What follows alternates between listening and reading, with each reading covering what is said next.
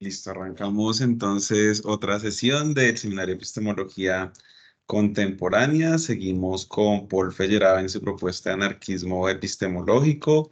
Vamos a discutir los capítulos 13 al 16, donde hay varios temas relacionados con las condiciones de descubrimiento, de justificación de la ciencia, también un poco el lugar que pueden tener los supuestos ontológicos en la edificación de las posiciones epistemológicas, las relaciones entre la metodología y la reflexividad epistémica. Bueno, hay como varios temas que algunos ya hemos trabajado y otros vamos a, pues, a abordar un poco de forma novedosa hoy.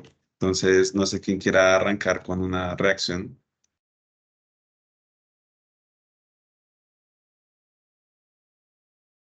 Bueno, yo no escribí nada, pero sí tengo como algunos comentarios, o sea, no escribí como algo así como suelo hacerlo, porque pues fue bastante extenso y tengo es como ideas. Lo primero que me llamó la atención es que uno encuentre en este autor como estos intentos de escapar a la lógica racional que trae Europa, pero un poco matizándola. Yo siento que el capítulo, bueno, los capítulos 14, 13, 14 y 15 siguen siendo así muy técnicos, muy teóricos, ¿cierto? En la discusión que él viene trayendo y donde empieza a sintetizar lo que acaba de decir Kevin, como cuáles serían como esos problemas que él tiene, el tema de la distinción entre el descubrimiento y el contexto de justificación, la distinción entre los términos observacionales y términos teóricos, el tema de la inconmensurabilidad ya creería yo que el capítulo 16 es donde sale todo el panfleto. Voy a llamarlo así porque en algunos momentos sentí como como este tipo de textos muy del siglo XIX, siglo XX, donde los autores, luego de desbaratar esos pilares importantes de la razón del siglo, donde están luchándose con unas ideas predominantes, ya votan como su línea política, ¿no? Y dicen, bueno, desde este lugar se piensa así y se busca esto y se quiere esto. Y lo interesante del asunto es que yo sí considero que este autor, pues, lo que hace es que abre como apertura a tratar de quitarle ese lugar sagrado a la ciencia, pero siento que él no escapa de Europa. O sea, todos sus ejemplos, todo lo que él concibe ahí, y claramente, pues, digamos, es una crítica válida porque lo sitúa, eh, lo que él llama como las cosmovisiones y este tipo de otras racionalidades, es muy de la historia de Europa, ¿no? Claramente es una ontología situada, uno podría llamarlo así, que pues dista mucho de otras ontologías y que aunque él mencione, cierro con esto, el carácter como de buscar la paz y de luchar contra estas jerarquías, siento que es una paz que está muy en la lógica de Europa, es una paz que se logra solamente haciendo la guerra. Y es desbaratando y es como desmontando eso para crear algo nuevo y esto tiene mucho que ver, quería como redactar algo así, pero no me dio el tiempo, con una idea en Walter Benjamin, que es esta idea del progreso, que uno sí la encuentra, creo que aquí se dio con más énfasis, o por lo menos así lo sentí, esta idea del progreso como algo que supera, como algo que no se queda con lo que está, sino que quiere ir más allá y quiere cambiar y quiere transformarlo, pero pero pues finalmente va arruinando, va volviendo ruinas un montón de cosas en ese cambio, se van perdiendo espacios y siento que eso también tiene que ver con las condiciones ontológicas en las cuales ha funcionado Europa, ¿no? Lo que decía Nietzsche, como suben y caen edificios, pero no pasa nada nuevo porque sabemos que estamos en medio como de esa guerra. Y ya eso era como algunas ideas que me hizo pensar el asunto. Vale, Cristian, sí, yo creo que esta crítica que usted plantea como en clave colonial, si se quiere, obviamente hace parte del espíritu de nuestro tiempo y de nuestro lado del mundo, tiene como mucha potencia, creo yo, porque claro, Feyerabend entra en algún momento como a hipearse, a decir como, pues sí, es que no hay una sola forma de conocer, que es la de Occidente, sino que a lo mejor no hay tal decisión entre mito y ciencia, pero nunca nos coloca un solo ejemplo que considere pues seriamente la consistencia de esos otros conocimientos que él dice que a lo mejor sí existen y que no son reductibles a la forma en que conoce Occidente. Entonces yo creo que esta es una deuda abierta de Feyerabend y que luego va a entrar a abrir nuevas agendas, que es un poco la agenda de la Tour, la agenda por otra línea de Viveros de Castro, bueno, como todos esos intentos contemporáneos de establecer reales diálogos entre estas formas de conocimiento pues diferentes, ¿no? Entonces yo creo que sí, sí vale mucho la pena tener eso en el radar y tratar de buscar ejemplos concretos, ¿no? Eh, un poco volviendo sobre algo que él también propone, y es que la epistemología no se debería hacer solamente con base en principios lógicos, de coherencia, etcétera, sino que debería hacerse con base en la reflexión sobre las prácticas científicas propiamente dichas, y un poco esa dimensión histórica es que cobra importancia. Y pues en este sentido, si vamos a decir que hay formas de conocer diferentes que no son reductibles a la observación de Occidente, pues habría que hacer una revisión concreta de formas de conocer alternativas, como él sí se toma el tiempo de hacerlo con Galileo y la revolución copernicana. Pues ¿por qué no con otras formas de conocimiento? ¿No? Es un poco parte a lo mejor de las agendas que nosotros podemos explorar en unas epistemologías comparadas o algo así, ¿no? Es como lo que yo creo que apunta el espíritu de esta época o algo así. Eh, y este otro tema de lo de la guerra y la paz, sí, a mí también me llamó la atención justo por lo que estábamos conversando recientemente y la vez pasada en particular, con esta idea de, pues sí, el anarquismo a lo mejor quiere la libertad y la paz, pero parece que la condición de ese anarquismo, que igual es un invento de europeos rebeldes, pues es la guerra, que es la de los europeos un poco, ¿no? Entonces, eso pues también me llama bastante la atención y un poco también un supuesto de la historiografía marxista de que la violencia luego la partirá la historia y pues luego resultamos haciendo la revolución en los 80 si hubiéramos nacido y en vez de estar en este seminario estábamos era dando bala y pues bueno, hay como varios caminos y a lo mejor pues ese ya no fue el de esta generación, a lo mejor será el de imaginar mundos posibles o quién sabe qué diablos vamos a resultar haciendo, ¿no? Pero en todo caso, ver un poco estas relaciones que guarda cierta posición anarquista en la ética, en la política y en la ciencia, yo creo, con la violencia en particular, yo creo que sigue dando pistas sobre la pregunta que estábamos tejiendo, en torno a la relación guerra, ciencia, poder, hombres, masculinidad, occidente, como que todo va un poco por lado similar y había que seguir tejiéndolo, y que son cosas que ellos a lo mejor no ven porque a este principio de que pues tenemos puntos ciegos y que mirándonos al ombligo no nos vemos todos, sino que de fuera los demás no ven un poco más, ¿no? Como sospecha el psicoanálisis, la misma antropología se basa en esa misma sospecha, pues a lo mejor nosotros desde este lado del mundo, así bien morenos, pues podemos ver cosas que ellos no están viendo en la forma en la que se constituyen esas relaciones, ¿no? De ciencia, poder, guerra, justificación, etcétera.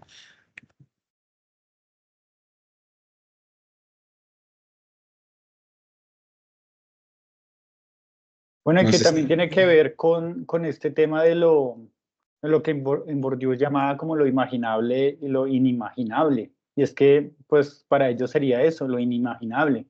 Un poco para recordar, digamos que uno tiene unos referentes que imagina de acuerdo a unas cosas ya leídas y unos conceptos establecidos, pero la posibilidad en que ellos imaginen algo distinto también se ha visto socavada por sus mismas condiciones históricas, donde este proceso de secularización de los siglos desde la revolución científica viene dejando a un lado, digamos, lo que explicaba un poco aquí Feyerabend con esos dualismos, ¿no? Entre religión y ciencia, como hay unas separaciones y hay unos lugares irreconciliables que él busca, entre otras cosas, y eso me parece muy chévere de esa epistemología anarquista, pues tratar de unir, tratar de mostrar que de pronto no hay premisas tan inseparables, en el ejercicio, sino que se unas condiciones puntuales en donde hay unas decisiones arbitrarias, que es lo que yo siento que él está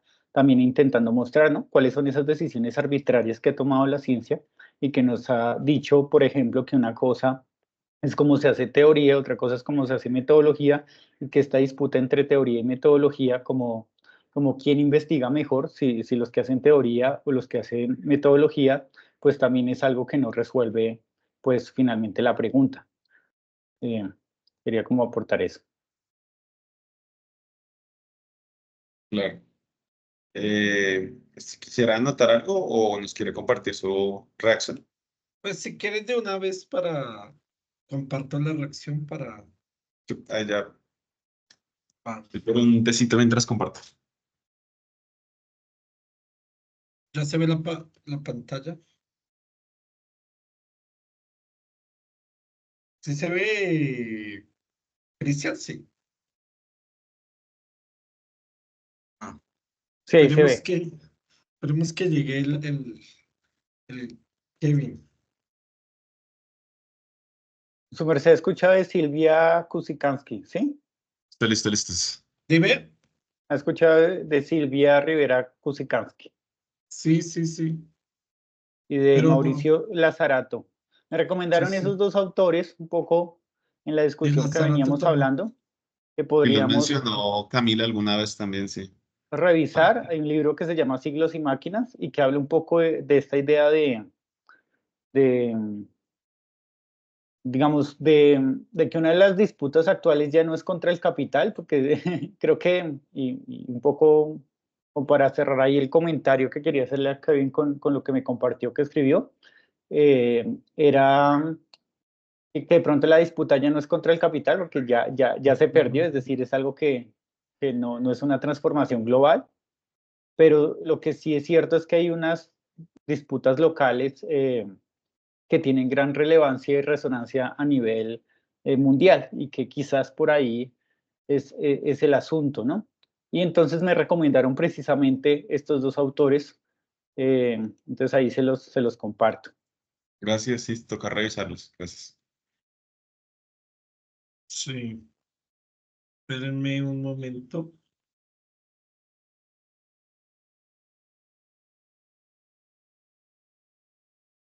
Espérenme un momento. Que me...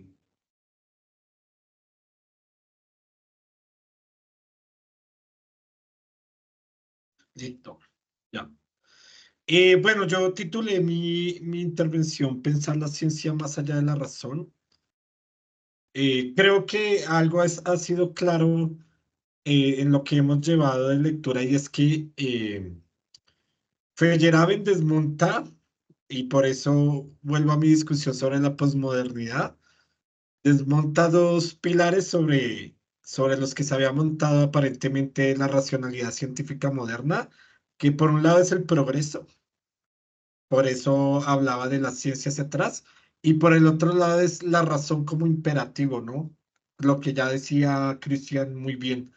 Entonces los desmonta y más bien muestra que la ciencia pues se está moviendo en todo momento sobre retrocesos y sobre los procesos irracionales. Digamos que son tesis bastante desafiantes, pero también bastante interesantes pues, de comprender. Incluso uno que está como en la periferia de la epistemología y uno que piensa más allá del positivismo pues más ortodoxo, hay ciertas tesis de Feyerabend que todavía cuestan. Estos apartados del 12 al 16 también me parecieron muy complejos porque habla ya del anarquista epistemológico, como muy bien lo decía Kevin, y pone tres escenarios donde el anarquista epistemológico actuaría. Y también hace una crítica muy profunda a Lakatos, ¿no? Dice, bueno, con esto estoy a favor de Lakatos, pero en esto también estoy en contra. Y casi la mitad pues de lo que se leyó es una crítica muy sistemática a Lakatos que pues no va a profundizar en ello, pero hay que mencionarlo y creo que si alguien está interesado en trabajar en filosofía de la ciencia, al menos en esta vertiente, y quiere, no sé, reconstruir el debate Feyerabend-Lakatos, pues debe pasar obligatoriamente pues por estos apartados. Creo que ahí hay una discusión profunda con Lácatos y que pues que claro, de pronto, bueno, en sociología, antropología tal vez no, pero en estudiosos de filosofía, que ya ven que las tesis de filosofía son más monografías, donde el debate entre tal y tal, ¿no? Digamos, ahorita mi tesis de doctorado es un debate, ¿no? Entre dos corrientes filosóficas, ¿no? Pero aquí si alguien quisiera profundizar entre el debate Lakatos Feyerabend, pues aquí obviamente puede sacar pues bastante provecho. Esto como mencionarlo es importante, pese a que no lo voy a tocar, pero creo que casi el asunto central, si se quiere desde un punto de vista casi literal, exegético del texto, es una discusión profunda de Feyerabend con Lacan. ¿Qué le toma y qué le deja? Y bueno, y la discusión se podría ir por ese lado si fuéramos más escolásticos, pero como aquí estamos lejos de lo escolástico, pues nos centramos pues a cada quien lo que le dice el texto, ¿no? Entonces yo lo titulé Pensar la ciencia más allá de la razón y pues voy a leer y pues voy haciendo precisiones.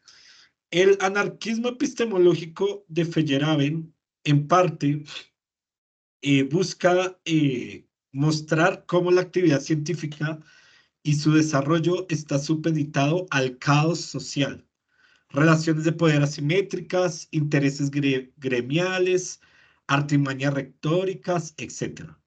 Este caos social, desde un empirismo contemporáneo, son componentes externos e irracionales que no afectan la justificación de una teoría científica. Feyerabend no está de acuerdo con esta idea, pues no comparte la distinción entre componentes internos y externos de la actividad científica.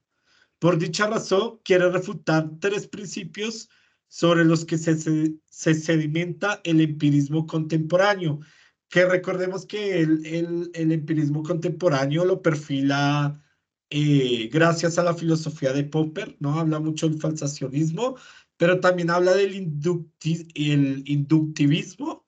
Y más adelante dice que aunque Lakatos está cerquita de él, luego no se va a diferenciar de los poperistas, que no son los que echan popper, ¿no? Y, y los inductivistas, ¿no?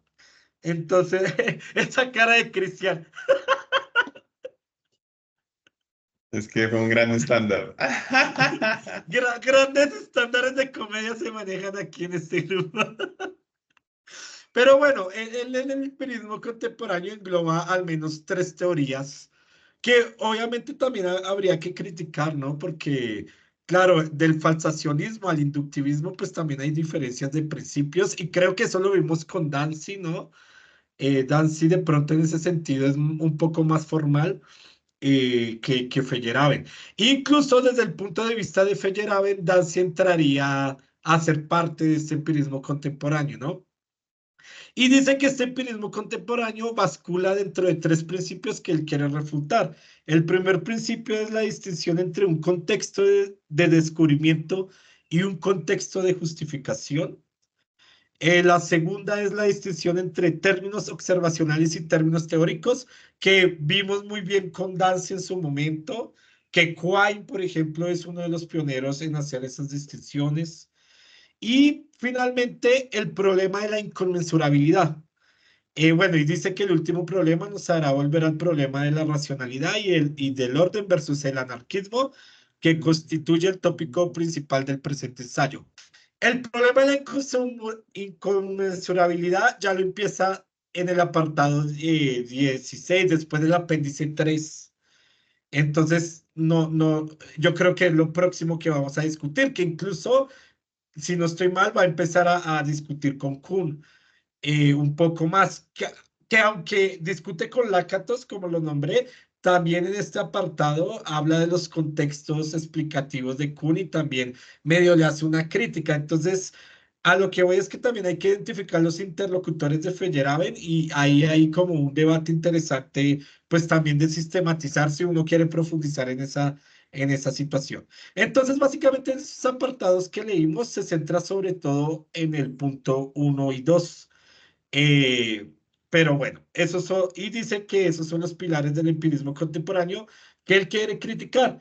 Por lo tanto, y en consecuencia, la teoría de la ciencia o la filosofía que él quiere defender, como muy bien lo dice, no hace la distinción entre contexto de descubrimiento y contexto de justificación, y tampoco hace la distinción entre términos observacionales y términos teóricos. Y todo lo que eso implica, ¿no? Además, Feyerabend no está de acuerdo con la visión que desde este empirismo se ofrece el desarrollo científico, que es algo que ya había adelantado desde la sesión pasada. Con base en estas filosofías de las ciencias ingenuas, una teoría nueva con respecto a una antigua agrega predicciones adicionales, conserva los éxitos de la antigua teoría y detecta bien los fracasos de la antigua teoría.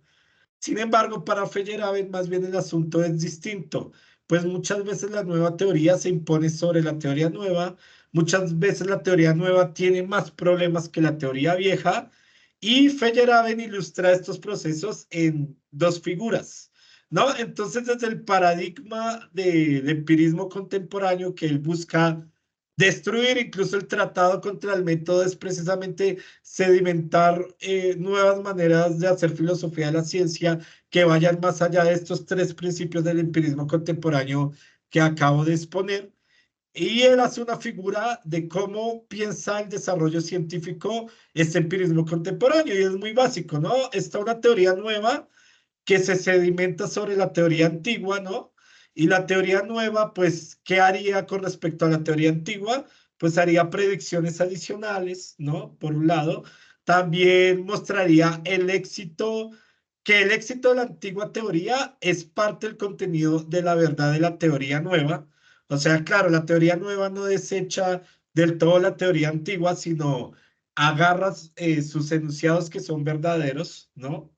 Y finalmente, todos los fracasos de la teoría antigua, pues son resueltos por la teoría nueva, y la teoría nueva muestra esos fracasos y por lo tanto mostraría la falsedad, pues, de la teoría antigua, ¿no? Eso con respecto al paradigma del empirismo contemporáneo, pero él dice, mi nueva manera de pensar la filosofía de la ciencia ofrecería otro esquema, y es que está la teoría nueva y la teoría antigua. No sé por qué hace más grande ¿cómo se llama esto? Bueno, la línea curva de la teoría nueva y la de la teoría antigua más pequeña, pero se centra sobre un tema en específico, por ejemplo, y ese tema en específico podría ser el movimiento o no movimiento de la Tierra, ¿no? Pero básicamente están en una tensión, no hay como una supremacía o un envolvimiento de la teoría nueva sobre la teoría antigua, sino básicamente aparece una tensión, ¿no? Y lo que toda esta tensión implica y todo lo que ha descrito Feyerabend, esta tensión que implica, pues vuelvo y repito, presuposiciones ad hoc, artimañas retóricas, incluso artimañas políticas, redefinición de conceptos, creación de una nueva metafísica y todo, ¿no?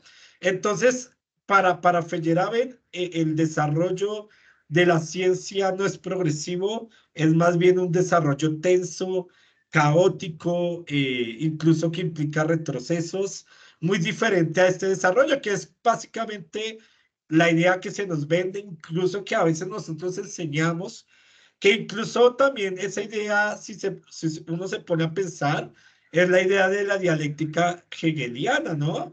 O sea, básicamente Hegel pensaba que todo lo nuevo incorpora de cierta manera lo antiguo y lo maximiza, ¿no? De algún modo. Para Feyerabend no es así, para Feyerabend hay como tensiones discontinuas que se encuentran, se oprimen, se omiten, es más caótico, de ahí lo anárquico del desarrollo científico desde su perspectiva.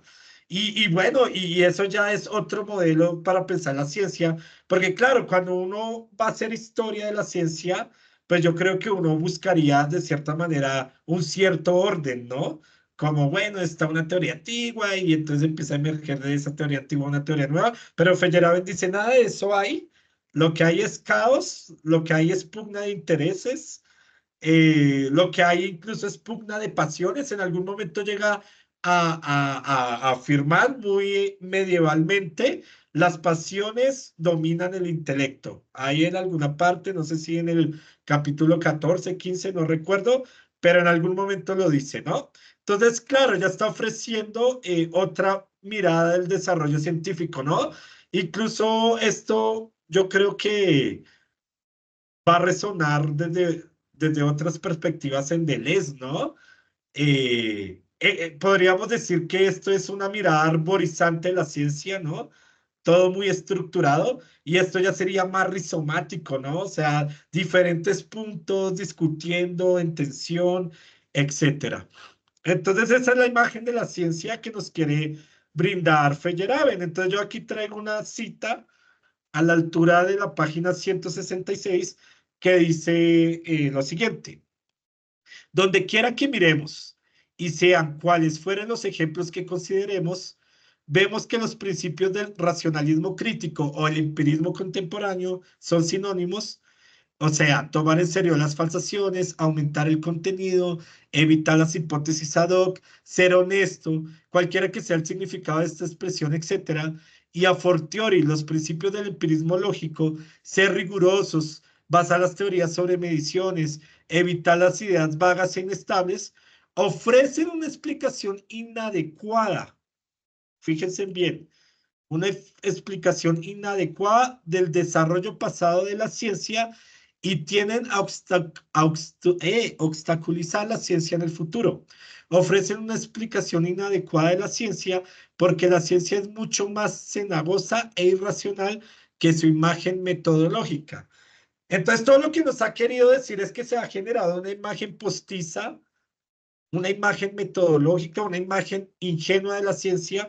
Esta imagen ha sido protagonizada por el empirismo lógico, ha sido protagonizada por el racionalismo crítico, ¿no? Ha sido protagonizada por Popper, ha sido protagonizada también por el Círculo de Viena, etcétera. O sea, toda la filosofía de la ciencia precedente ha hecho esta imagen, incluso la contemporánea a él, y para él, básicamente, la ciencia es cenagosa e irracional, ¿no?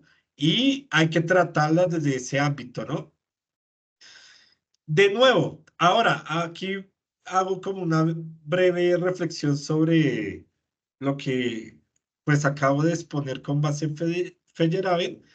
De nuevo quedo con la sensación de que Feyerabend para mí se vuelve a encerrar en la jaula de las teorías, pues reduce todo el asunto a cómo los componentes irracionales consolidan lenguajes observacionales y por lo tanto el único hecho para él aceptable es cómo nuestra experiencia es solamente el resultado de haber incorporado un lenguaje observacional sedimentado históricamente, sedimentación histórica que es ante todo caótica, ¿no? Que vimos que es caótica.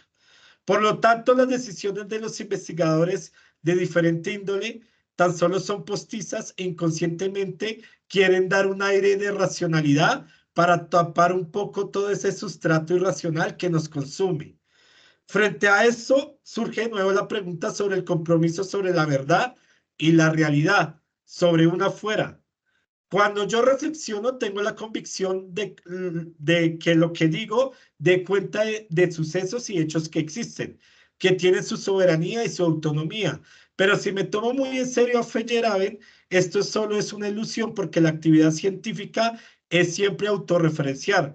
Las teorías crean irracionalmente los medios para hacer valer su teoría o sus enunciados, para ser más exactos. Cuando Galileo afirmó que la Tierra se mueve, yo creo, estaba convencido de que la Tierra, un objeto que existe mucho antes de él, se mueve. Claro, para defender esa tesis, tal vez tuvo que emplear artimañas retóricas, olvidar otros hechos, hacerlo muy político, como claramente lo muestra Feyerabend. Pero también creo que estaba fuertemente convencido de que sus oraciones y sus pensamientos, o sea, los de Galileo, eran sobre otra cosa. Y supongamos que yo esté equivocado y más bien la postura de Feyerabend sea la ciencia desde luego conoce el mundo, pero lo conoce de manera irracional. Y si es así, nos debe todavía una explicación de cómo estos elementos irracionales tienen una potencia epistémica. O sea, esa es mi queja con Feyerabend, ¿no? O sea, aquí hay de dos.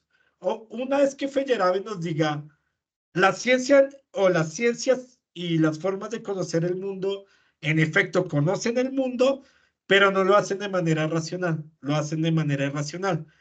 Entonces, dado que lo hace de manera irracional, no solo basta que nos nombre los componentes irracionales, sino que nos muestre cómo estos componentes irracionales nos hablan de una realidad que va más allá de las teorías o de realidades que vayan más allá de las teorías.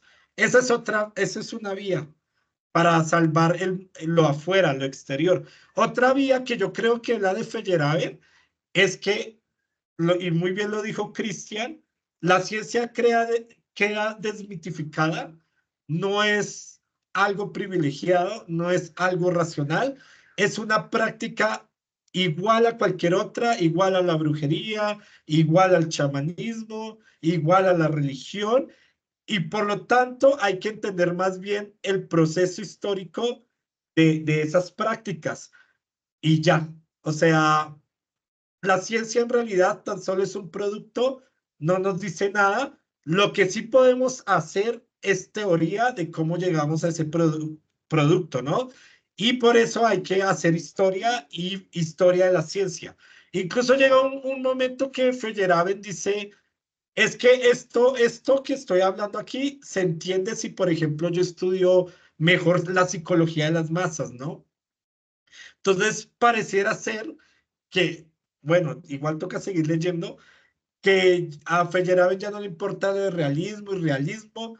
No, más bien su punto de vista es la ciencia es una práctica histórica como cualquier otra, sedimentada sobre estratos irracionales. Más bien entendamos su surgimiento sobre esos estratos irracionales y eso sí es un hecho que se puede describir. Pero si la ciencia conoce hechos o no los conoce, eso pues ya no tiene sentido indagarlo. O sea, ya son debates que no tendría sentido pues hacer. Eso es como la reflexión que me queda pues leyendo a esta parte de Feyerabend.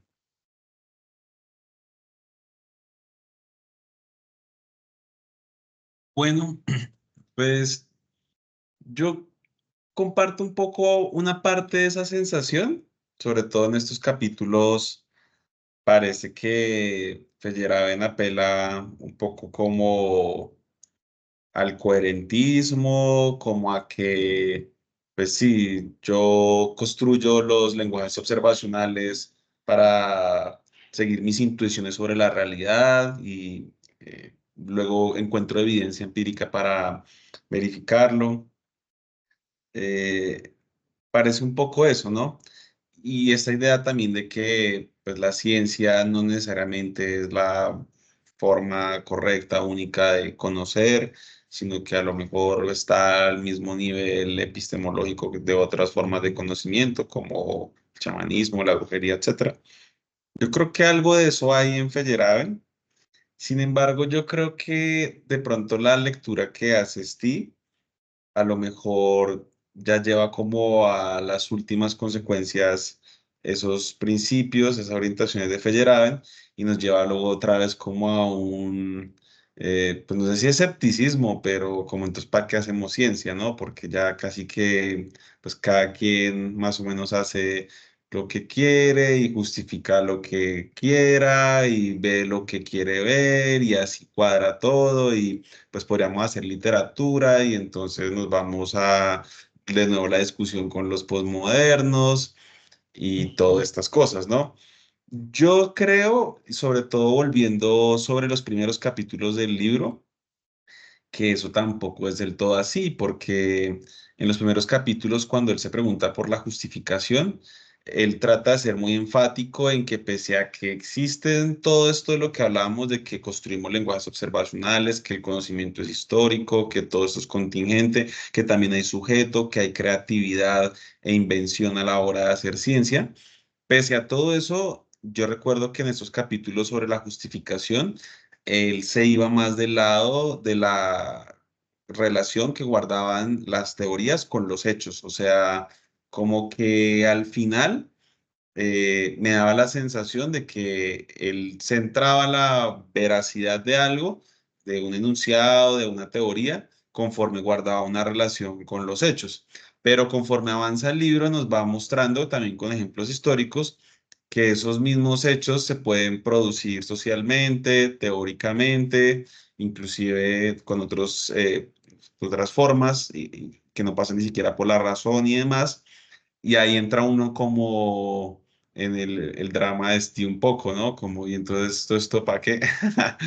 Entonces yo lo que creería un poco, digamos, mi lectura de Feyerabend con esos dos niveles, que en algún momento inclusive yo me arriesgué a escribirlo aquí como meterlo en el paquete del realismo crítico sin que él se acredite ahí, porque a mí me da la sensación de que pues el tipo igual es un marxista, o sea, esta gente quiere conocer la realidad porque sospecha que existen Exacto. cosas como la Sí, sí, sí, sí, sí, explotación, sí, sí, sí. existe la Sí, dominación, o sí, sí, sea, esta sí. gente está convencida de que la Tierra igual se mueve alrededor del Sol y estas cosas, o sea, hay como unos principios que yo creo que en Feyerabend Sí, están claros de que sí. vale la pena hacer epistemología porque vale la pena acercarnos a unas verdades.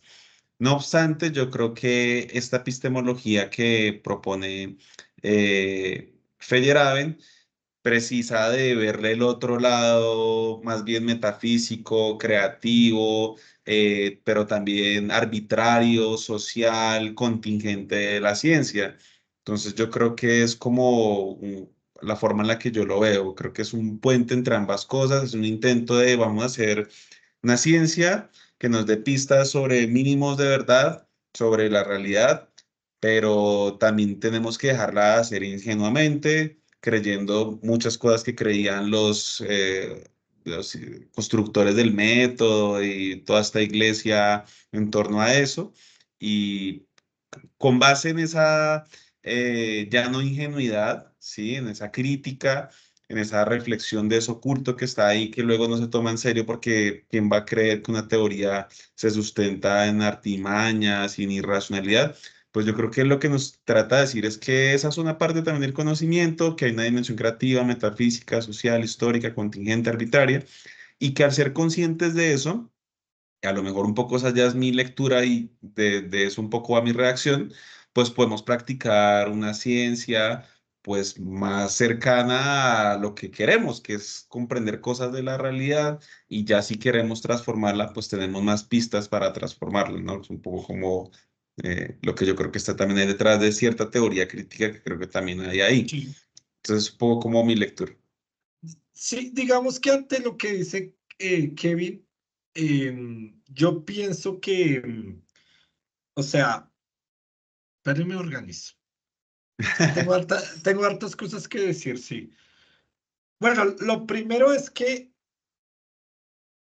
me cuesta mucho todavía aceptar la tesis de que podemos encasillar a Feyerabend en un realismo crítico, porque él en todo momento está discutiendo con el verificacionismo, el inductivismo, el falsacionismo, el empirismo lógico, y todo eso lo engloba bajo el empirismo contemporáneo, y como muy bien él lo dice, se sedimenta sobre tres supuestos que él quiere rechazar.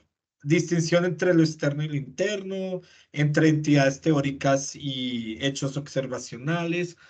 Y ya toda mención de realismo implica que haya un hacedor de verdad exterior a la teoría, que Feyerabend de por sí rechaza las distinciones entre externo, interno, etcétera. Digamos que esa puede ser la negativa de Feyerabend, donde uno se queda, bueno, y entonces, ¿para qué hacemos ciencia si en el fondo siempre vamos a quedar enjaulados en nuestra teoría y vamos a hacer hablar a la realidad a partir de nuestra teoría? Esa es el ala negativa, pero el ala positiva es la que usted muy bien estaba señalando, que es la ala marxista, que creo que ahí está la virtud, pero también el defecto de Feyerabend, me explico. La virtud está en decirnos lo siguiente: la ciencia no es una práctica especial, no genera ningún acceso privilegiado al mundo, es una práctica como cualquier otra, como la brujería, el chamanismo, etcétera. Es una práctica sedimentada históricamente.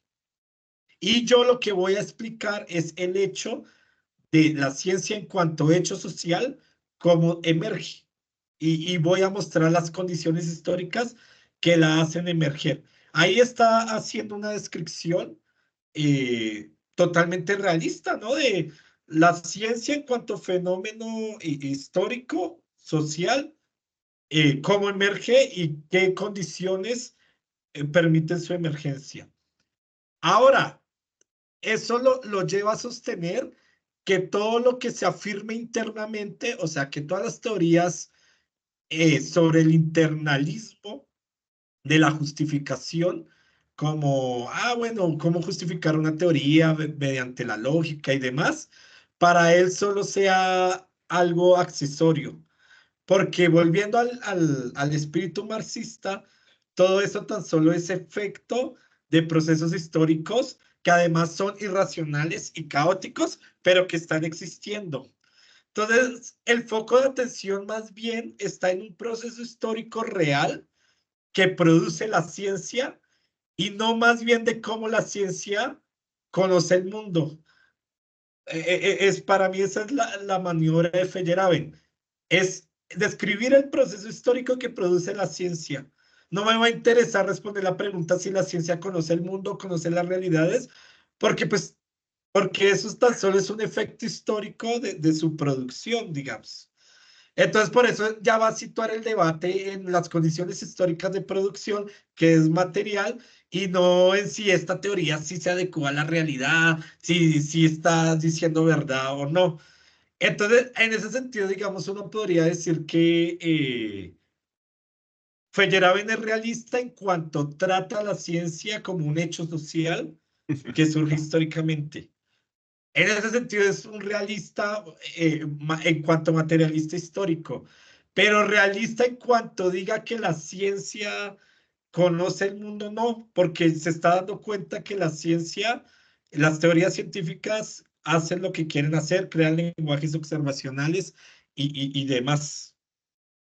Entonces nos pone, o sea, ni siquiera su postura de pronto ya miramos su reacción, pero ni siquiera su postura es, la ciencia tiene dimensiones externas y tiene dimensiones internas. No, más bien su postura es, la ciencia en cuanto a producto histórico es producto de una externalidad y esa división de lo interno-externo es postiza y todo lo interno es posible por la externalidad que yo estoy describiendo de la ciencia.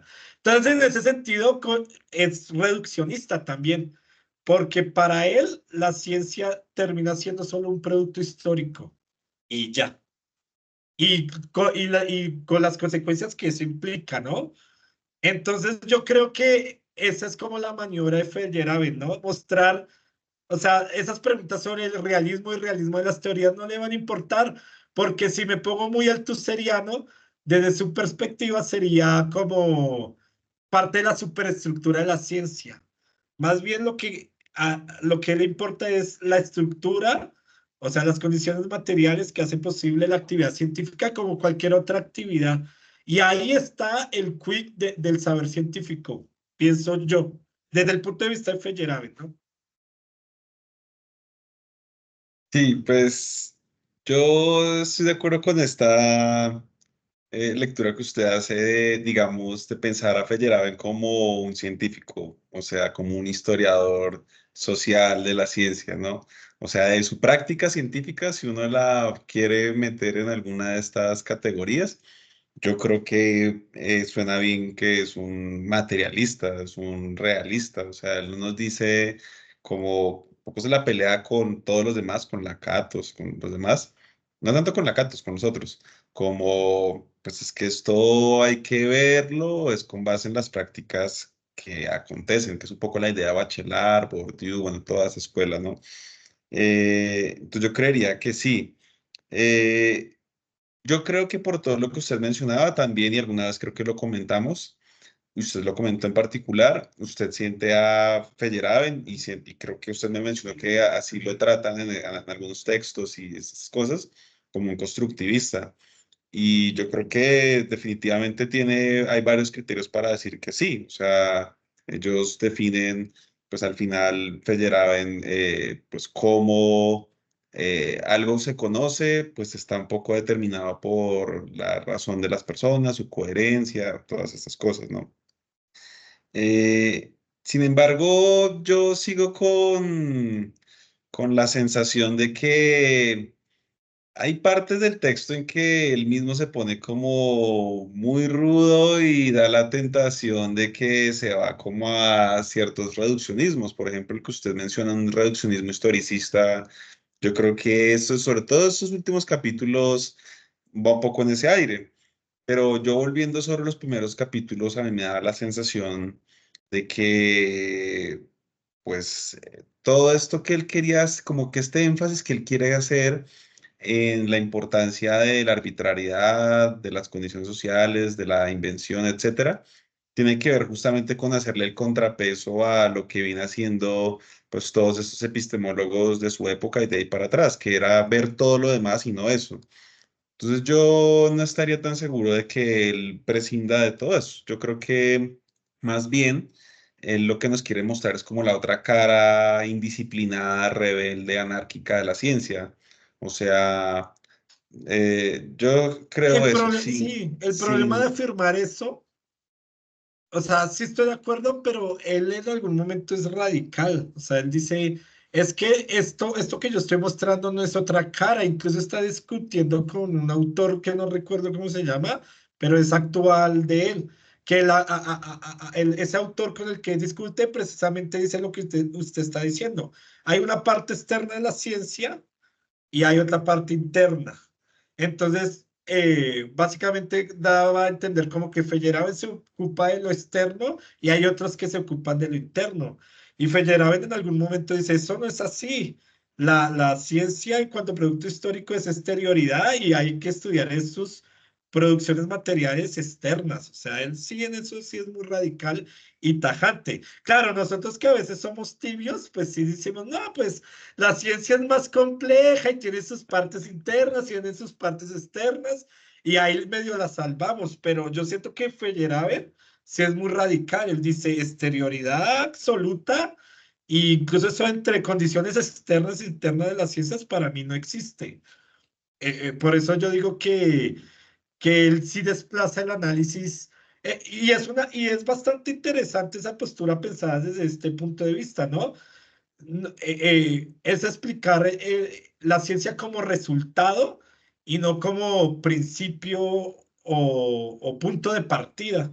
Porque todo el mundo, para partir y conocer algo, voy a partir de la ciencia, ¿no? No, Feyerabend vamos a explicar cómo la ciencia es un producto que dice cosas, ¿no? Así como el rito también es un producto, así como la brujería es otro producto y demás. Bueno, yo lo veo así, ¿no? sí, pues sí, así parece un poco. Tocaría luego, si sigue el interés de decidirnos en dónde vamos a poner a Feyerabend.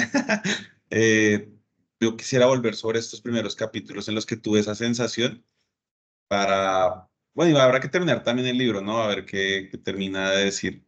Pero pues sí que en todo caso esta pues lectura que hace como desde fuera, como objetivación de la ciencia, yo creo que pues es una contribución y por lo menos como usted lo mencionó, pues aquí no estamos por fortuna en la tentación del reduccionismo, sino estamos es en la moda del pluralismo y pues sospechamos que a lo mejor esto nos puede ayudar a ver otra cara de la ciencia que no necesariamente es la única, ¿no? Yo creo que es Claro. como Y una... también sí, y también me hizo mucho ruido cuando habla de la psicología de las masas, ¿no? Cuando dice toda la retórica de Galileo o se entendería si estudiamos psicología de masas, o sea, como supeditando la ciencia, o sea, como que si la ciencia primera fuera, bueno, desde mi perspectiva, sería la sociología de la ciencia, ¿no? Sí, yo creo que igual es un poco, pues sí, toda esta sospecha Foucaultiana de la relación saber-poder, bueno, todo eso Que yo no creo ni siquiera que Foucault creyera que eso invalida ciertos hallazgos de la ciencia. Más bien lo que nos muestra es una parte que no parecía tan evidente, ¿no? Sino que lo que siempre nos muestran es estudios científicos demuestran que, y esa es ya la forma de validación de cualquier cosa que a veces son mentiras, como dice Feyerabend y Foucault y bueno, muchas personas que han denunciado esa relación, ¿no? Ok. Entonces, sí, habría que ver, pero sobre todo yo me quedaría, y bueno, mi reacción un poco va, bueno, no tanto hacia allá, pero sí me quedaría con la idea de que pues esa parte de la ciencia nos ayuda a ver la Feyerabend y está bueno considerarla nosotros en nuestros mapas epistémicos que estamos haciendo ahora, pues sin esas tentaciones reduccionistas y europeas y más bien desde este lado del mundo. Entonces sí que hay como más chances para sí, seguir construyendo cosas diferentes. ¿Les parece si comparto mi reacción? Hágale, hombre. Hágale, Poperiano. ¿Les parece si me echo los pases, Popper? Bueno, listo. Feyerabend, ahí se ve, ¿sí, no?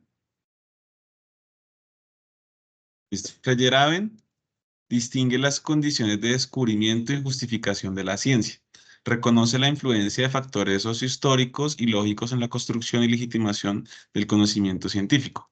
No obstante, alerta sobre la brecha a menudo obviada entre los principios epistemológicos y las prácticas científicas propiamente dichas. Los científicos a veces realizan procedimientos y conjeturas que van en contra de los principios de la racionalidad instituida por las comunidades científicas consideradas. Dichas actitudes anárquicas, rebeldes, son condición del devenir histórico de la ciencia. La vigilancia epistemológica a la que invita Bachelard y Bourdieu justo trata de hacer epistemología a partir de esa brecha. Por eso es clave hacer filosofía de la ciencia e historia social de la ciencia, o mejor, concebir la epistemología de forma holística como reflexión sobre las formas de construcción y legitimación del conocimiento científico. Poco lo que hablábamos ahorita, ¿no? Como ir en ambas vías un poco, ¿no? Por otra parte, también por la idea de que al final las preguntas de investigación casi siempre están profundamente relacionadas con la vida de las personas, sobre todo en ciencias sociales, pues uno se pregunta por cosas que lo inquietan o que lo indignan. Entonces, separar un poco ambas cosas, la sociedad y la forma en la que construimos conocimiento y el conocimiento que construimos, pues sí, no, como que no va para algún lado, ¿no? Un poco está sospechas de la teoría crítica y demás. Por otra parte, Feyerabend sugiere que toda teoría descansa sobre una ontología que determina lo que existe y delimita los hechos objetivables. Los supuestos ontológicos latentes en las teorías determinan en gran medida las experiencias empíricas, los lenguajes observacionales. A lo mejor, algunos supuestos ontológicos que orientan las posiciones epistemológicas de los investigadores están basados en imaginarios sociales, creencias, religiones, espíritus de época, hábitos. Quizás esos supuestos ontológicos conducen a unos conocimientos y otros supuestos ontológicos conducen a otros conocimientos. Sospecho que es el punto del conocimiento multiparadigmático que estructura las ciencias sociales. Urge una epistemología que examine diacrónicamente esos caminos y resultados. ¿Qué tal si pasamos de supuestos ontológicos, muchas veces inconscientes, a compromisos ontológicos conscientes, justificados que guarden relaciones coherentes con las posiciones epistemológicas, metodológicas, éticas y políticas consideradas?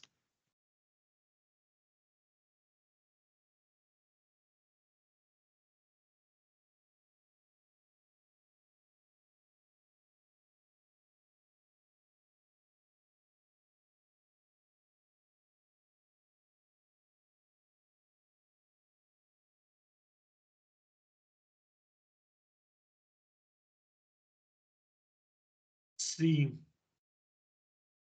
digamos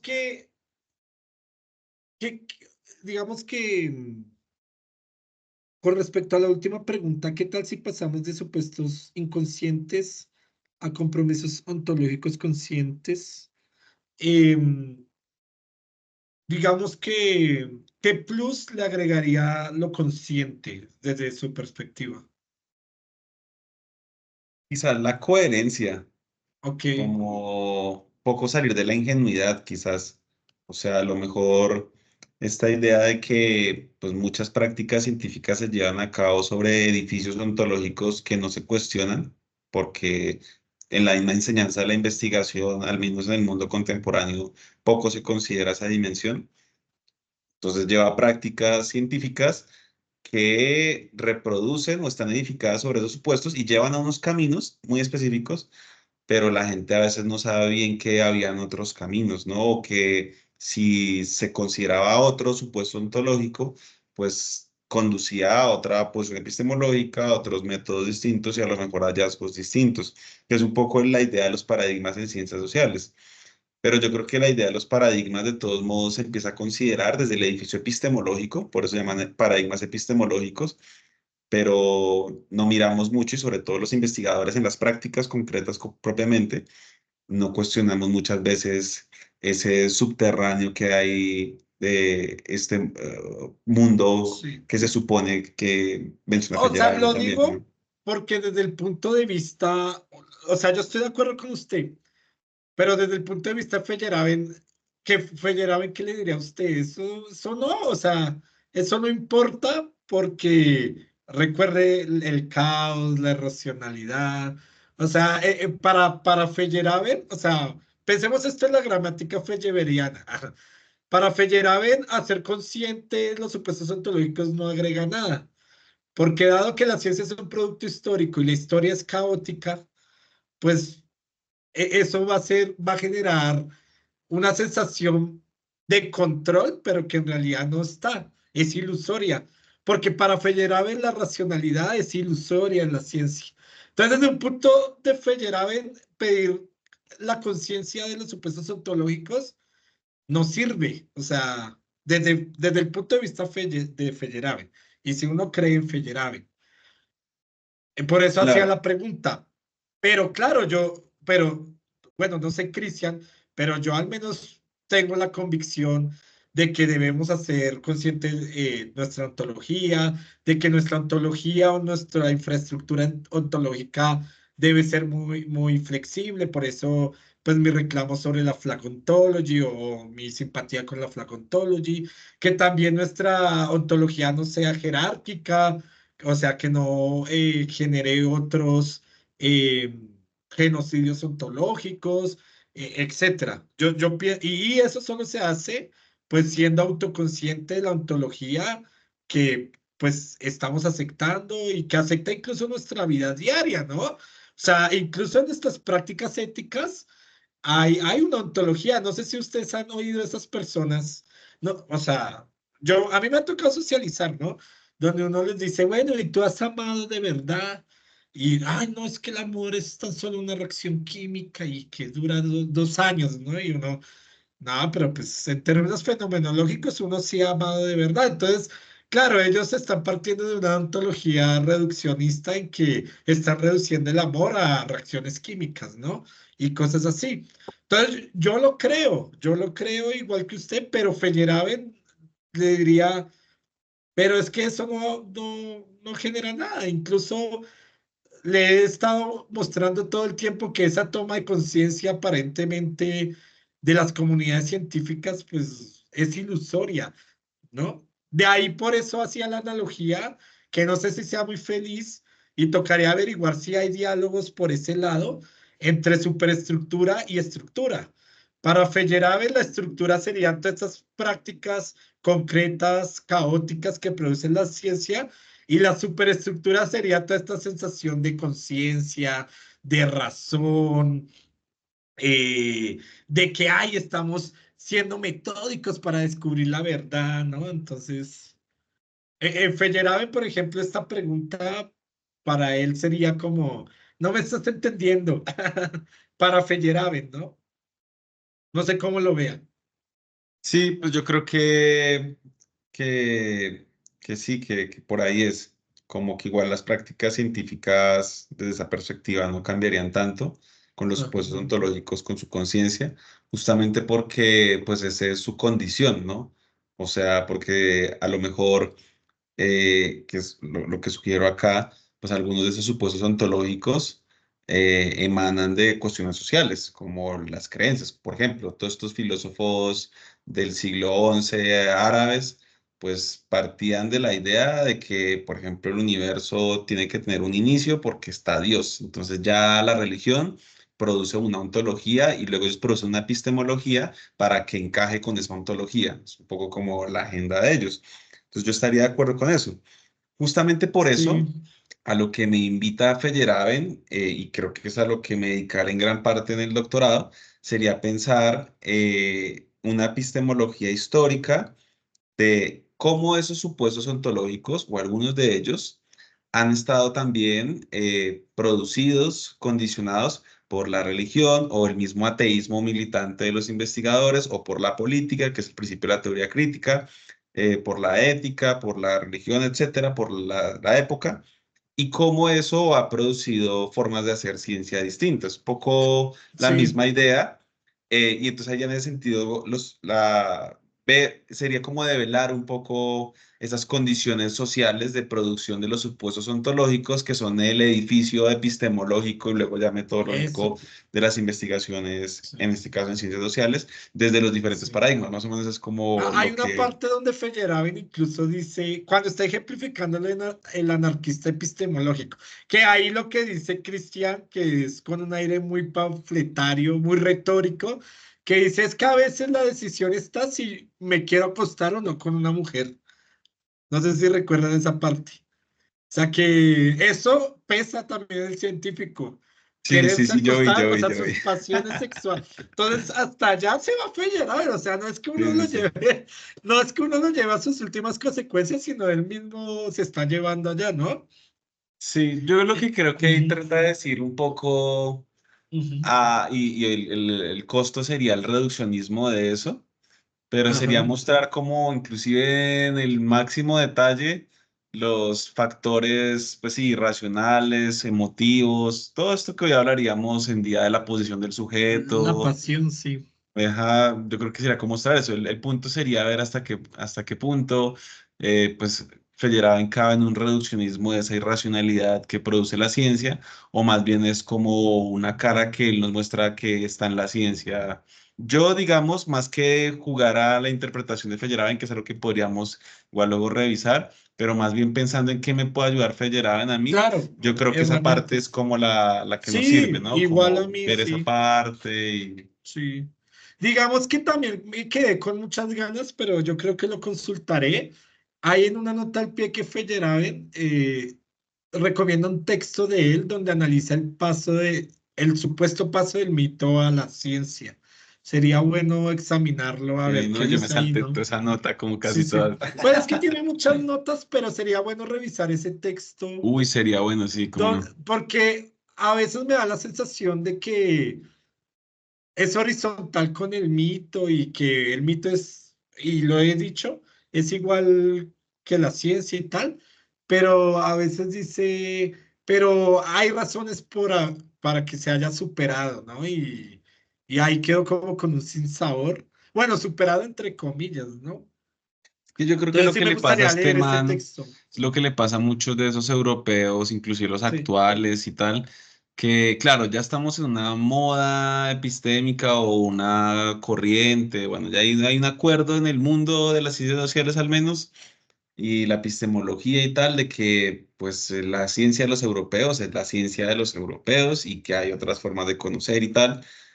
Pero, por ejemplo, este cuento de Boaventura de Sousa de vamos a hacer un diálogo entre los diferentes conocimientos, tal, el man propone todo eso, pero yo no he leído el primer diálogo de verdad entre epistemologías que él llama del sur, alternativas que existen, que sería lo que han mostrado las antropologías desde que se fundaron, y la ciencia de Occidente, o sea, y lo mismo, Rosy Braidotti y todos esos feminismos contemporáneos que apuntan a lo poshumano y que es colonizar, y la vieja desde Australia solo cita europeos, que es algo que mencionaba ahorita Cristian. Entonces, sí, yo creo que hace parte un poco de eso y yo creo que algo que nosotros podemos hacer, como otra gente ya lo ha venido haciendo desde otras esquinas del mundo, es de verdad coger y pues tomar en serio pues estas ideas de flat epistemology o algo así y empezar a hacer de verdad pues estudios situados, de coger una epistemología concreta y ver la otra, que es un poco a lo que juega ya el giro ontológico en antropología, etcétera, y ver de verdad qué hay de suyo y qué hay de diferente, Intersección, ¿no? sí. Porque, claro, hasta donde estamos, yo creo que está en un horizonte más bien todavía deontológico, de queremos que sea, y ético y político, yo creo que está muy bien, pero también tenemos que un poco volver a la justificación sobre eso, ¿no? Y la justificación es, pues tenemos que hacer estudios empíricos, situados o de diferentes maneras, como se pueda, de estas diferentes epistemologías. Sí, A mí me llama la atención que, digamos, una de las cosas con las cuales lo forman a uno en la pedagógica, de alguna manera, tiene que ver con esta relación que hay entre la ciencia y la política, ¿no? Y hay dos preguntas que lo atraviesan a uno siempre, o por lo menos en mi caso, y es el para qué se hace ciencia o para qué se estudia lo que se estudia y el cómo se hacen pues estos estudios y sobre todo cómo se presentan también, cuáles son los usos que se hacen de estos estudios. Y hay todas unas reflexiones éticas, etcétera, que yo siento que pasan lo que acaba de comentar Kevin y lo que han venido comentando por esas buenas intenciones de querer conectar, hacer, transformar, etcétera. Pero yo siento que en términos prácticos hay unas condiciones ahí sí muy concretas, muy materiales, que me parece que también hay que dar cuenta de eso, y es, digamos, las antropologías que hablan sobre cómo se produce el trabajo intelectual, cómo se produce el trabajo en la formación de las profesiones, ¿no? Porque todas las profesiones de alguna manera conectan en sus líneas digamos, una raíz, una fuente epistemológica, digamos, que la sustenta. Pero cuando uno lee estos autores y encuentra, por ejemplo, estos ejemplos que son jocosos en el sentido en que muestran, eh, digamos, muestran como ese afuera que a veces no es tan fácil percibir en los textos que se producen, y tiene que ver con todo lo que pasa en la vida cotidiana. Pues efectivamente algo muy interesante es mostrar cómo se materializa estas prácticas investigativas. ¿Por qué?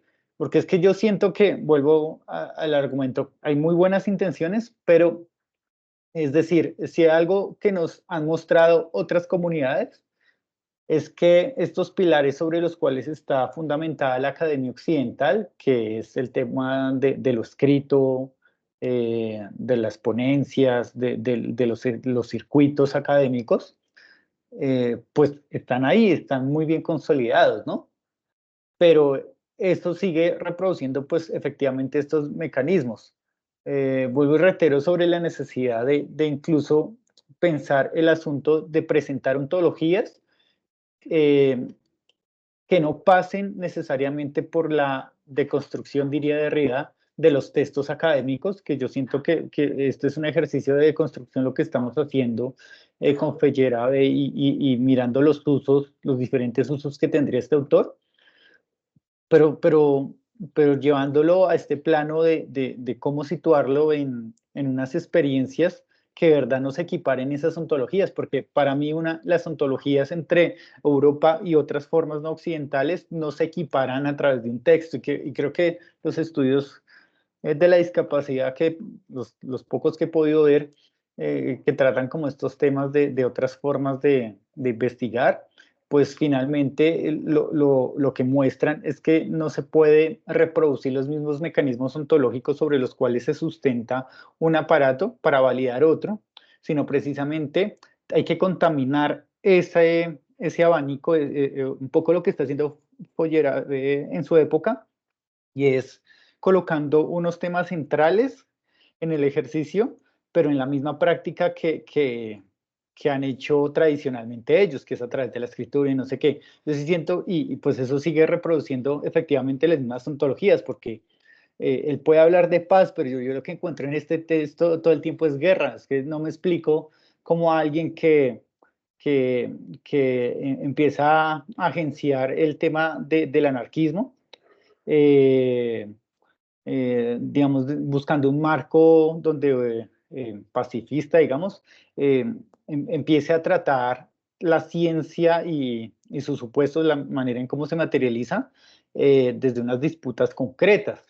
Y me parece a veces ingenuo el ejercicio porque, más allá de lo que ustedes han dicho que termina siendo reduccionista, lo que uno puede ver es que efectivamente, pues lo que nos está mostrando son esos diferentes usos que podríamos hacer, pero algo que me llama la atención es la pregunta del para qué, que fue con lo que inicié esto, o sea, ¿para qué hacemos lo que hacemos? Y un poco el para qué utiliza a Galileo o por qué se vuelve como tan importante estos ejemplos que él va colocando, ¿no? Y digamos que mi respuesta es que él primero quiere como equiparar estas ciencias de lenguaje matemático que están superpuestas y quiere decir, bueno, eso que está allá también lo encontramos acá y podemos analizarlo en viceversa, ¿sí? Pero también quiere desmontar una serie de, como usted lo decía, como de teorías o métodos que son iglesias finalmente y que en esa apuesta anarquista él está profanando, porque es un ejercicio de profanación lo que uno encuentra aquí también, con las críticas que hace y la manera en que lo hace. Pero que si queremos sacarle provecho a todo esto, a mí me parece que el ejercicio postcolonial hace algo muy interesante, y es que entiende la lógica del amo y la suele reproducir estratégicamente, es decir, se logra situar jerárquicamente en el plano de lo que el amo quiere, pero algo que tiene lo de colonial es que no le interesa hablar con el amo, le interesa decirle al amo que quite de ahí porque hay que hacer un mundo nuevo. Y es lo que yo encuentro un poco dentro de lo colonial, hay una mirada mucho más tajante, si uno quisiera decirlo de otra manera, es como cortarle la cabeza al amo, no respetarlo, mirarlo de manera horizontal y posicionarle ontológicamente ese otro mundo que es posible, cosa que me parece que la mirada postcolonial no resuelve y por eso es que, y bien lo decían ustedes acá, termina muchas veces cayendo en estos grandes aparatos lingüísticos que hacen porque uno lee a Spivak, uno lee a esta gente postcolonial y pues son unos mamotretos que tienen un montón de referencias y que siguen, digamos, estos esquemas muy metacognitivos también de los franceses, de todos los que fueron hijos de Deleuze, de Derrida y de Foucault, y se posicionan ahí, pero que el asunto es de lo de colonial y estas otras ontologías, es precisamente romper con esas formas en las cuales se viene materializando, y ahí voy al punto, la ciencia. Porque preguntémonos en nuestra formación como licenciados, qué es lo que, como los caballitos, qué es lo que se nos dijo que teníamos que mirar, pero qué es todo lo otro que desconocemos, que finalmente tiene relación con lo que hacemos. Es decir, digamos, por ejemplo, lo que ustedes estaban hablando de lo que hacen en la vida cotidiana, de Kevin, que tiene su banda de metal y todo el asunto, cómo eso se podría volver un ejercicio ontológico de investigación en relación desde una experiencia concreta de América Latina para, digamos, aportar a la discusión ontológica de otras formas de hacer ciencia, ¿sí? A eso voy. Porque si algo que hace Europa, y finalizo con esto, es esa jerarquización que hablaba Steve, de menospreciar unas formas que no son conocimiento o que no son metodologías de conocimiento y otras que de verdad sí lo son. A mí me parece que este asunto de la música cada vez me resuena más como una manera de conocer el mundo, de entenderlo de una manera totalmente diferente a los mecanismos de guerra y paz en los cuales nos metió Europa y ha metido a la academia durante estos siglos. Vale, Cristian, pues eso hizo pensar como un montón de cosas. Esto de los diálogos, pues sí, entre ontologías y epistemologías que a lo mejor no deberían necesariamente pasar por el lenguaje pues sí, hegemónico de Occidente y tal, que es la escritura, el texto, el ensayo. Eh, yo creo que sí. De hecho, alguna vez aquí también lo comentamos y creo que llegamos a esta idea de la investigación-creación, bueno, alternativas que están haciendo, el performance, bueno, todo esto. Y ahorita me ponía a pensar también de que, pues claro, estos son unos caminos desde poco matizando los lenguajes de la investigación, pero igual poco es la misma idea de la investigación y de construir conocimiento con base en conceptos, empiria, etcétera. Y luego me puse a pensar, bueno, pero a lo mejor estos diálogos también uno los puede ver, eh, pues es que en la misma vida cotidiana del mundo colonizado, o sea, conceptos como el de la hibridación cultural de García Canclini van hacia allá, o sea, o todos estos estudios sobre las manifestaciones locales de lo global. Es decir, yo entiendo que la agenda de la antropología antes de la globalización, o sea, en el siglo XIX y XX, era como tratar de registrar lo que están viviendo estos pueblos que no son occidentales antes de que desaparezcan, porque el colonialismo ya los iba a desaparecer y los estaba desapareciendo, lenguas estaban yendo, culturas, etcétera, y los antropólogos estaban, era como vamos a registrar esto porque se va a acabar pronto. Y la agenda contemporánea ya no es esa porque eso ya pasó, o sea, estos pueblos, hasta los yaguas ya hablan español y entonces la pregunta actual o la agenda actual consiste más bien en etnografiar las transformaciones contemporáneas que han vivido estos pueblos producto de su vínculo con la globalización colonial capitalista. En sus cuerpos, en las pieles, pues nosotros mismos somos eso, ¿no?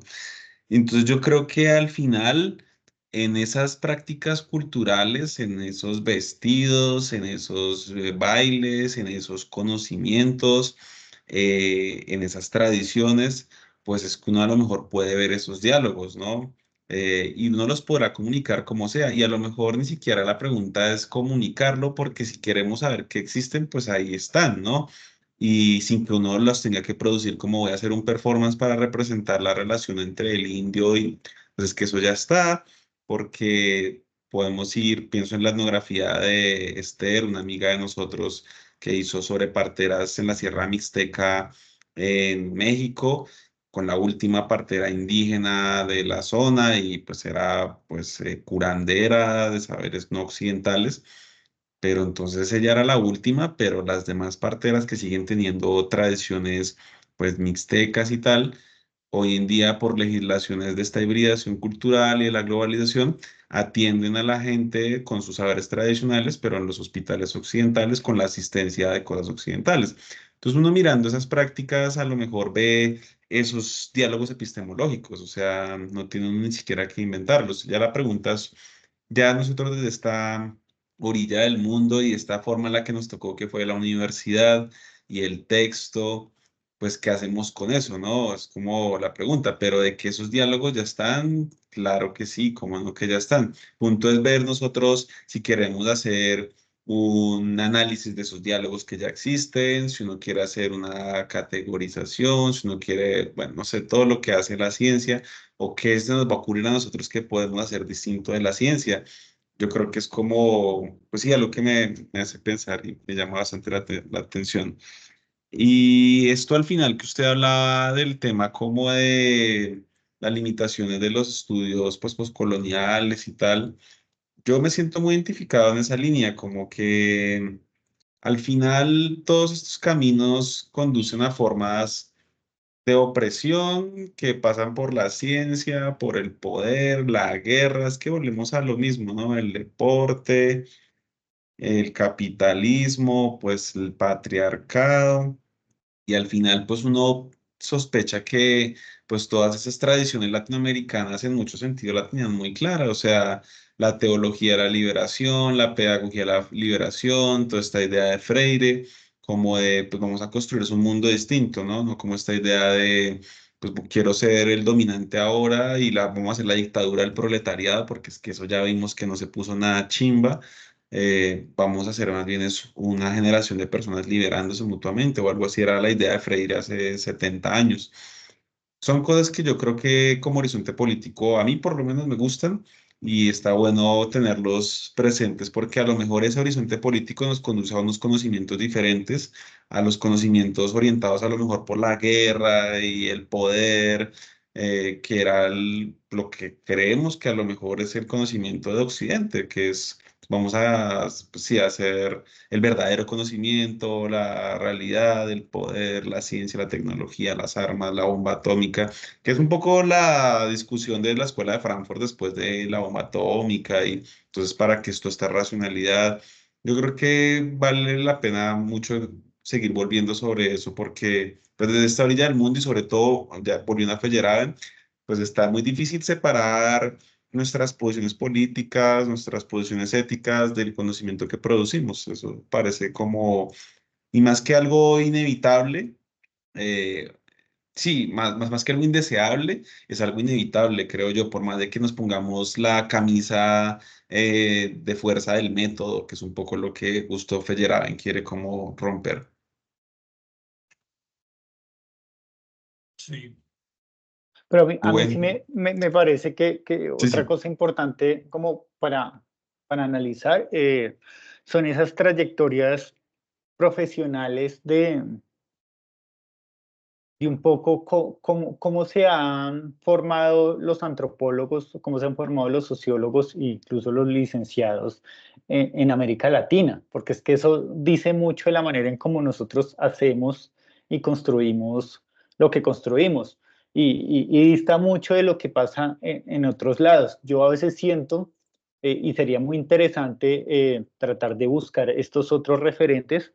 Yo siento este canal como de comunicación entre lo que geográficamente sería Estados Unidos, América Latina, eh, el tema de Europa, ¿sí? Pero cuando llega uno a este corte de Medio Oriente hacia allá, incluso en ciertas partes de lo que es el continente africano, hay como una cosa oculta, hay un cortocircuito, porque es muy prepotente, pues obviamente ya lo sabemos, pero es muy prepotente cuando Europa dice, no, es que el mundo y la agenda para el mundo y todo es para el mundo, pero estos otros lugares a mí me parecen como muy interesantes y yo sí siento que en algún momento tendríamos que, obviamente todo eso estará en inglés, buscar pues este otro tipo de hacer conocimiento más que de hacer ciencia, ¿no? Yo creería que apunta más hacia eso. Lo digo porque una de las cosas que me dejó sonando mucho la maestría en estudios sociales era precisamente enfatizar la diferencia entre hacer ciencias sociales y hacer estudios sociales y el carácter guerrerista que tenía o que tiene la ciencia como tal y el tema del estudio como una manera de tratar lo social distinto, ¿no? Que quizás no es tan pretencioso y busca otras conversaciones. Uy, sí, pues yo le copio, Cristian. Le damos a esos Sí, árabes y a los africanos y al que haya que leer. sí, claro. Y a Viveros de Castro también. Uy, deberíamos Deberíamos leerle. incluso poner de propuesta a Viveros de Castro. Es que siento que sería muy chévere, yo entiendo el tratamiento riguroso porque desde que conozco a Kevin, y es una crítica que le tenía a la universidad de cómo se fue perdiendo estos esquemas donde se pasaron de leer libros a capítulos, pero quizás como para ir rastreando cosas chéveres, sería interesante generar un seminario de unos capitulitos o unos libros un poco más cortos, como para ir logrando ver más cosas. Claro, aumentando la lectura de 50, 80 o 100 páginas por sesión, pero siento que se podría ir como ampliando la mirada de esa manera, ¿no? Sí, a mí esa idea me gusta, inclusive ya pensándolo en términos como programáticos, ya que vamos a terminar este libro tan largo, yo creo que podríamos jugar a cada 15 días, por ejemplo, si vamos a pasar, no sé, a la Tour o a Kun o a lo que sea, pues vamos con son horas largas de muchos capítulos, pues vamos suave, un miércoles con un capítulo o dos, Y el siguiente miércoles vamos a otras cosas sueltas, ¿no? Por ejemplo, esto que dijimos, yo tengo resto de ganas de leer un textico de los árabes, un texto de Viveros de Castro, un texto de los decoloniales, un texto de Paul Preciado, que vayan conectados con epistemologías y contemporáneas, ¿sí? Y así vamos leyendo, pues, lo viejo, lo nuevo, la obra larga y vamos leyendo otras cosas. A mí me suena un montón esa idea, sobre todo porque ya vamos a casi cambiar de libro. No sé cómo la ven. Sí, sí, sí, no, no había pensado en la hibridación de mantener uno, pero sí me gusta más eso. Sí, está Está chévere. chévere. Sí, y digamos que a lo que yo tengo que, ya un comentario breve ya para terminar, digamos que, bueno, yo ahorita pues entré también al giro ontológico, bueno, Kevin ya me lo presentó antes de yo llegar ahí, pero luego yo conocí unos filósofos y le dije a Kevin, no, estos están como más o menos en la misma sintonía que los antropólogos y tal. Y yo creo que una clave, al menos desde mi perspectiva, y que creo que Kevin coincide, es lo que proponía Viveros de Castro de pensar en múltiples ontologías, ¿no? Que están en el espacio social. Bueno, sí existe un único espacio social, porque eso sería otra discusión, pero hay múltiples ontologías que dada procesos existentes como la globalización, bueno, Kevin habla de diálogos, yo podría hablar de hibridación o de intersección de estas ontologías y ver qué pasa ahí, ¿no? Obviamente van a suceder opresiones, van a suceder sincretismos, también puede suceder horizontalidad, que poco sucede porque como dicen ahí, o sea, entre países colonizados y colonizadores o entre prácticas de poderes asimétricas, pues siempre hay una predominancia de un lado sobre otro, pero, pero yo sí pienso que ahorita la agenda está en mirar estas múltiples ontologías y hay todo un combo de intelectuales, pues buscando restituir su soberanía y no solo se trata, y cuál es el propósito, ¿no? También descolonizar. Pero no solo se trata de mirar, ay, vea que ellos, porque también es una agenda que al menos se da en filosofía que también me parece colonial de cierta manera, y es que ellos ya estaban pensando lo que pensaban los científicos modernos. Yo creo que allá no es el objetivo, ¿no? Más bien es que otras partes de la realidad nos muestran, o más radical aún, cuál es su realidad, ¿no?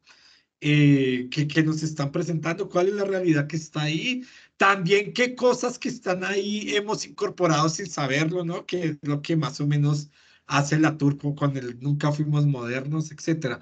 Entonces sí, creo que la agenda es bastante grande, pero yo siento que, claro, para mí hay que pensar ya en términos de un espacio social. Bueno, ya tocaría mirar cómo sería ese espacio social o de muchos espacios sociales con sus ontologías, ¿no? Bueno, no sé, tocaría empezar a Eso suena formalizar eso. como a un futuro Sí, artículo que podemos escribir todos. sí, sí, sí, sí.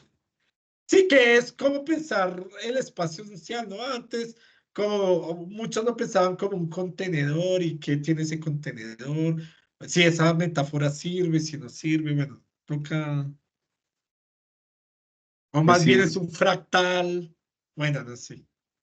pues sí, habría que, pues sí, en todo caso, leer varias cosas, sobre todo no occidentales, que puede ir en esta vía de los textos que Ah, vamos claro. trayendo, que se hagan preguntas parecidas, porque, pues sí, estas preguntas ni siquiera las del ser entiendo se las inventaron los griegos, sino los egipcios ya andaban preguntándose cosas parecidas y bueno, todo eso. Y entiendo que varios de esos textos hoy en día ya están disponibles por ahí.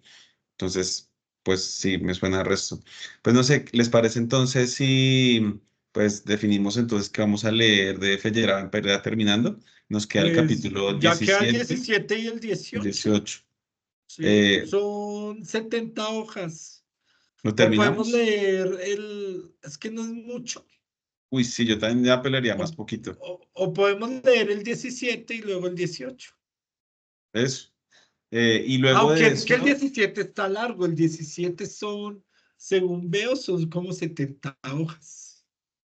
y el otro son del 82 al Y 89. el No, se 18 toca sí es acabar. recortico. No, pues sí, toca acabar. Y si algo dividimos, puede ser la mitad, o sea, ¿cuánto es de la 214 a la 289? Son Eh, 76 hojas, ¿no? algo así, algo así. Sí. Entonces podemos leer 35 para la próxima y 35 para la otra, ¿no? Queda más También puede ser, sí, sí, sí, a sí. leer, sí. Y porque sí, o sea, leer casi 80 hojas Uy, sí, no sí, se es desgastante. dispersa. O sea, sí, Sí, ahorita leemos 50, yo cuando ya llegó la discusión con Lácatos, yo ya la pasé muy por encima. Y sé que hay Sí, que yo volver también a hubo partes en que retomar iba porque es ya más rápido y importante. sí, no están chéveres, Sí, ¿no? porque básicamente todas las declaraciones, toda la reflexión está con Lácatos. Pero Entonces, ¿les llegó un parece si punto que yo vamos dije, no. hasta la 200, qué sería entonces? La mitad de Entonces, si 89, empezamos como en la 214 sería como hasta la 240 por ahí, ¿no? 200, O cin- 200 o 50. 250 Sí, 250. Entonces vamos hasta la para 250, ¿sí? leer 36 hojas, ¿no? Exacto, sí, me doscientos parece. cincuenta sí. Para no estallarnos porque en la semana hay que leer tanto para el Y trabajo. también hay que leer, Esto es es puro verdad. nostro. Eh, entonces sí, quedamos entonces hasta la 250. Y doscientos luego cincuenta entonces de que terminemos ya la siguiente sesión, Feyerabend, decidimos entonces con qué libro grande nos vamos y vamos votando textos cada 15 días, Eso. Y usted pues no vuelve a hacer la occidentales, invitación a ver si hay gente contemporáneos. que se une. Sí, sí, yo ya hablé con un par de personas que están interesadas en entrar en el ciclo de la tour o lo Sí. que venga. O lo que Y venga. ustedes también inviten pues a quien quiera que pueda Ah, estar interesado, estudiantes. Bueno, la gente viene y luego se espanta porque pues sí. eh, pero bueno, ahí va llegando gente también después. ¿No? listo. Así quedamos. Bueno, estuvo Listo muy de Nos chévere. una. vemos. Hablamos. Un abrazo. Chao. Kevin, entonces el viernes, ¿no? El viernes. Ah, sí, sí, sí, nos vemos Ah, para el artículo. listo. Chao. Chao.